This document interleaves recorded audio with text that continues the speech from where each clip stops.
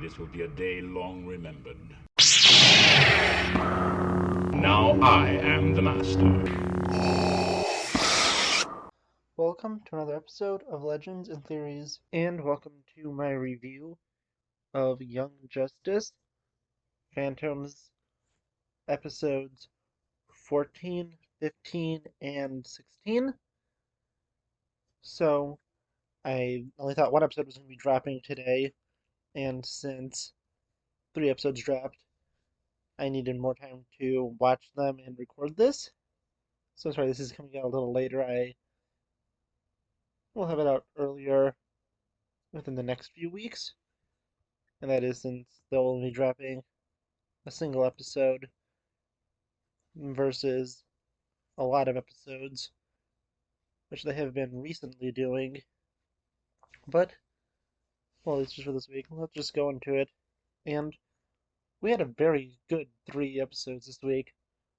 We have the beginning of the Aquaman arc, and with it, we're focusing, of course, on, well, Aqualad, who is now Aquaman. Yeah, I just said Aquaman arc since, well, he is Aquaman now. And it is really interesting. We're seeing how people are trying to deal with grief, and we get a few different storylines. Since these were the 3 episodes released together, I'm going to go over the different storylines. And starting out with our outsiders, we get to see some different things happen, including the character of Gabrielle go and basically reconnect with her mother, or it's actually Violet. I forgot Gabrielle was the regular name for the minute. But still, we have some pretty interesting stuff there, mainly with religious themes, and yeah, I'm fine with that since this show goes with some very mature themes. So I think it's fine for them to tackle stuff like this. And if this was, a little kid show which is only like dumb jokes, I think that would be kind of inappropriate, but this show has definitely shown its ability to handle mature topics, which is also shown in some of the other storylines pushed into these episodes, and that really goes and helps.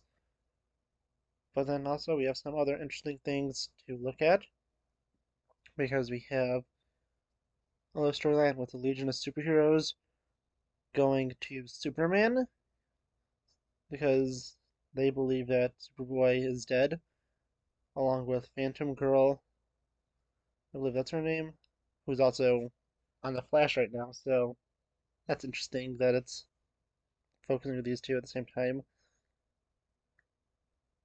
But yeah, it's pretty interesting to see that.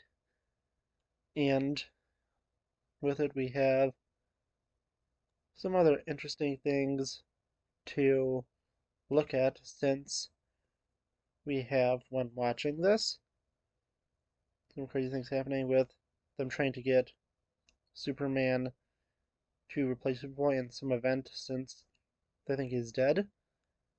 And Superman does agree, but he knows that they don't think of this to change the timeline yet, so they went to the new Kid Flash. And yeah, that is also interesting. Some other things that they tackle is we get to look at just some different things, and then looking at it, there is some of the more mature storylines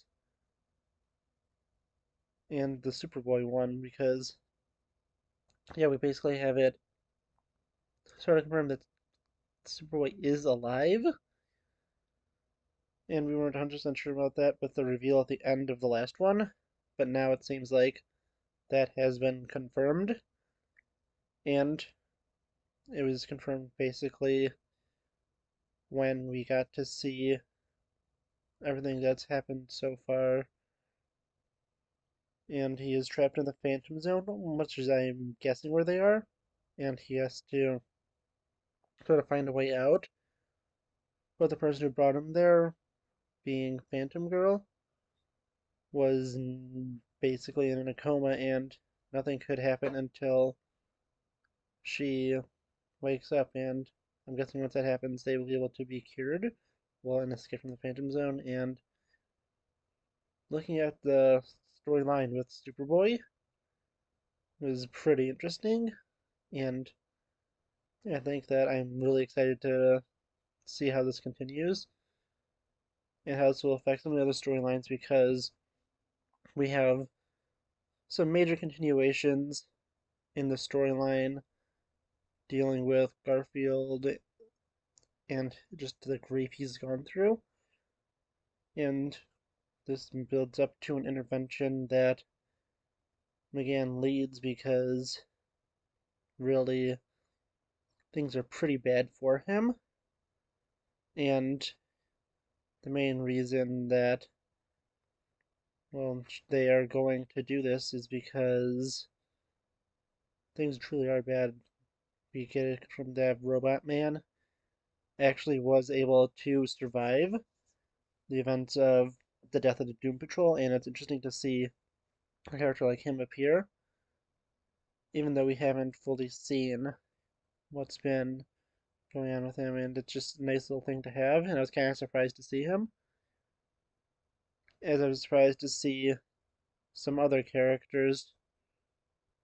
Yeah, with it, we also get some other things that are truly interesting with the Aquaman storyline, but yeah, I think that finishing up with the Beast Boy stuff, I'm definitely excited to see where this goes and to see that, well, if he fully quits everything, or if he does at least go to the one counseling session because things are pretty bad for him, and you can understand why.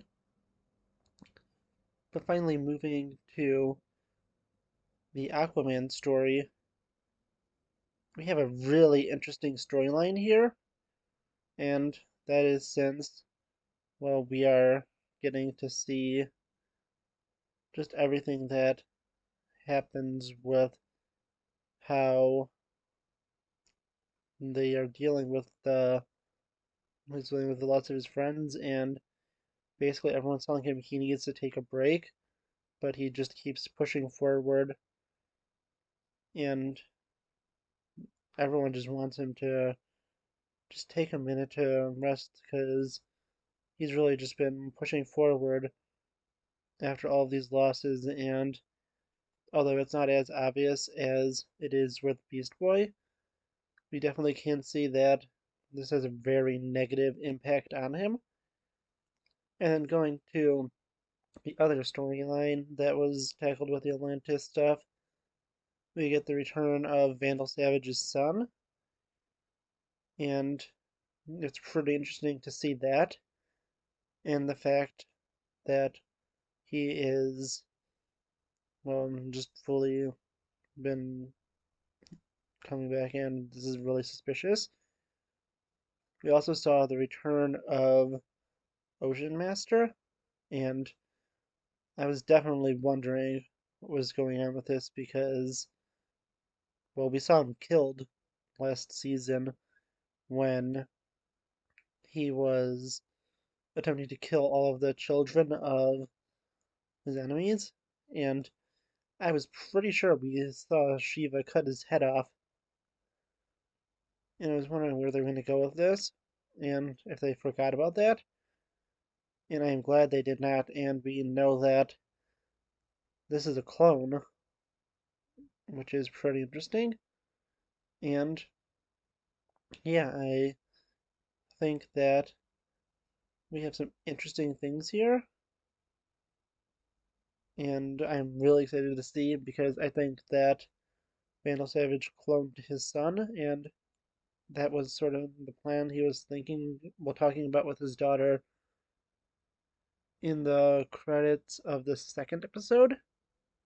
Yeah, that was interesting, and I really enjoyed it. I think they did a great job. And moving on, just to some final thoughts, we get some cool mentions with Forager somehow becoming valedictorian of his entire class, and the character was never, too smart, and was just kind of there for a comedic relief. So I'm kind of surprised he was, but still, it was interesting. And we just get so many other great little interactions that I really enjoyed these first 3 episodes. I can't wait to see how this finishes off next week, and I'm really excited to see all the continuation of all these storylines, even when Aquaman is not the main focus. And yeah, I'm just looking at it. I'm guessing the Nightwing arc will be next. I am not sure if they're doing a Rocket one because, well, there's 2 more arcs left, and I'm guessing that they want the last arc to be covering the team, coming back together, possibly the return of Superboy, and just so many other things. So, yeah, I'm not really sure what they're going to do, but let me know what you think in the comments, and I'll see you all in the next episode of Legends and Theories. Thank you for watching this episode of Legends and Theories. Please subscribe, like the video, share the video, leave a comment, check out the video on screen, and may the Force be with you.